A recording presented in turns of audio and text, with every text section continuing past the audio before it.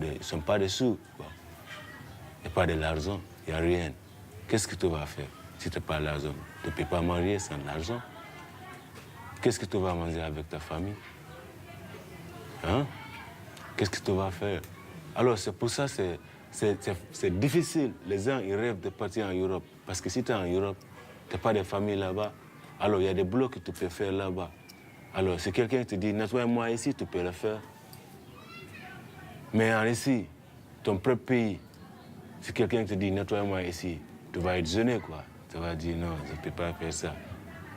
Mais dans quelque part, tu peux le faire parce que tu ne connais personne là-bas. Tu peux le faire, tu peux nettoyer, même en toilette, tu peux le nettoyer pour gagner l'argent pour ta vie. Alors quand tu retournes ici, tu as mieux vie quoi. Voilà.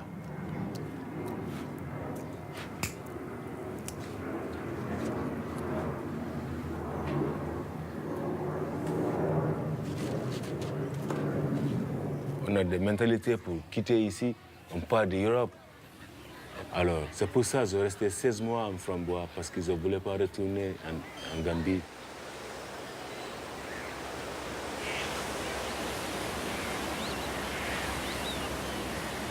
J'ai appelé mon oncle, je lui ai dit je voulais traverser la mer. Le bateau, on paie 35 000. Si tu me donnes 40 000, je peux aller avec ça. Il avait peur, mon oncle, il avait peur. Je dis, mais c'est pas grave, attends, je vais essayer ma chance, toi. Alors, quand je voulais partir, je ne l'ai même pas dit que je voulais partir. Moi, je suis juste parti comme ça, parce que sinon, ils vont être tristes. Nous, on est 112 personnes pour traverser avec ça. Mais tu peux imaginer, regarde, le petit bateau comme ça, si quelqu'un te dit, rente ça pour aller en Europe, tu ne peux pas accepter, parce que ce n'est pas quelque chose de normal, c'est risqué.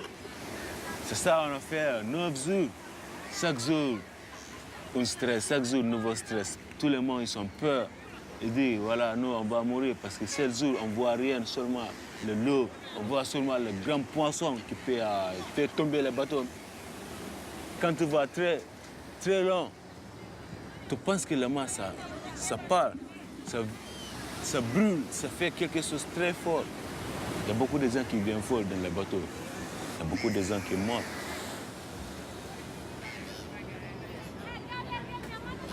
Désolé de dire, mais comme le gouvernement d'Afrique ne fait pas le nécessaire pour les gens qui travaillent, c'est pour ça, tout ça, ça se passe.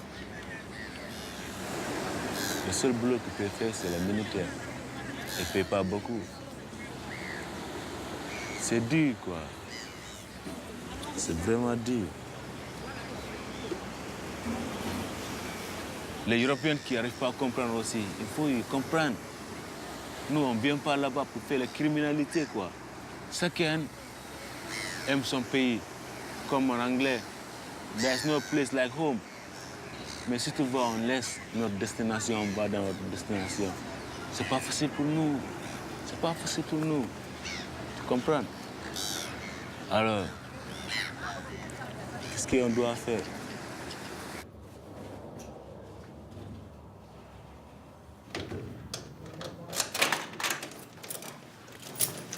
Voilà. Merci là. C'est ça. Son père découvert, assassiné votre papa. Ouais, il fallait mon dossier. Il était colonel, votre papa. Oui. Bon, écoutez, votre avocate demande que votre cas soit examiné. Si là, ça n'aboutit pas, c'est que on rentre ensemble correctement, quoi. Et puis, ma foi, une fois là-bas, j'aurais plus qu'à vous souhaiter bonne chance. Et puis, Pas de chance là-bas. C'est très bien. J'aurais pas de chance, ils le savent très bien, donc je sais pas, on verra. je peux quand même vous dire, parce que je crois de savoir, c'est quand même que les autorités helvétiques ne vont pas vous envoyer ce qu'on dit chez nous au casse-pipe. On verra.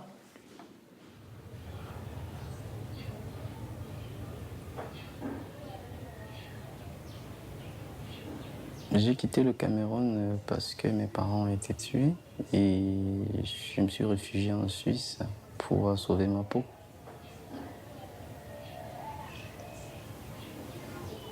J'ai déposé une demande d'asile et la dame qui m'auditionnait m'a dit il faut être confiant, on va t'aider jusqu'au bout.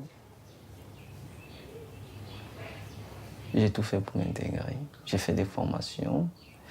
Je n'ai pas commis de délit. J'ai rien fait de mal. J'ai tout fait pour m'intégrer, quoi. J'ai respecté tout cela à la lettre. J'ai rencontré des gens très bien en Suisse, comme ces messieurs qui nous voulaient parler en maison des retraites. Et comme j'avais une connaissance en accompagnement et tout ça, je l'aidais parfois à faire ses bandages, à lui mettre l'excipial au niveau des jambes, faire des massages, tout ça. Ouais. Parce que c'est moi qui allais faire ses paiements à la poste. Il me faisait la procuration, j'allais chercher parfois. Il avouait quand même qu'au début, il avait peur. Une fois, il m'a relaté ça, il m'a dit, bien sûr que j'avais peur, je vois un noir qui entre chez moi, mon Dieu. Ah, monsieur Favre, c'était un peu ça. Il aimait tellement me charrier parfois. C'était ça. Vraiment, il était vraiment très, très bon, très bon. Il a voulu même m'adopter. Malheureusement, ça n'a pas marché.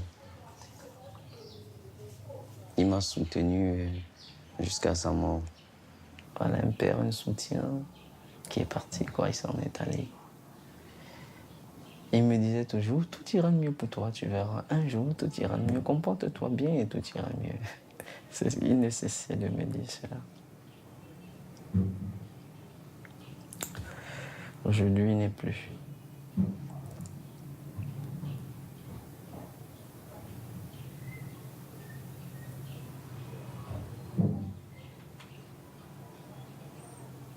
Un jour, j'ai ouvert ma boîte aux lettres, décision venant de Berne, et j'ai lu, ils disent... Il y a un passage qui a attiré mon attention. Rien ne prouve que si le recourant rentre au Cameroun, sa vie serait en danger. Donc voilà un peu les motifs, voilà un peu cette phrase-là qui a... Donc au Cameroun, je n'étais pas en danger. Ouais. Et c'est la raison pour laquelle la demande d'asile a été rejetée. Ça m'a fait vraiment mal. C'est comme si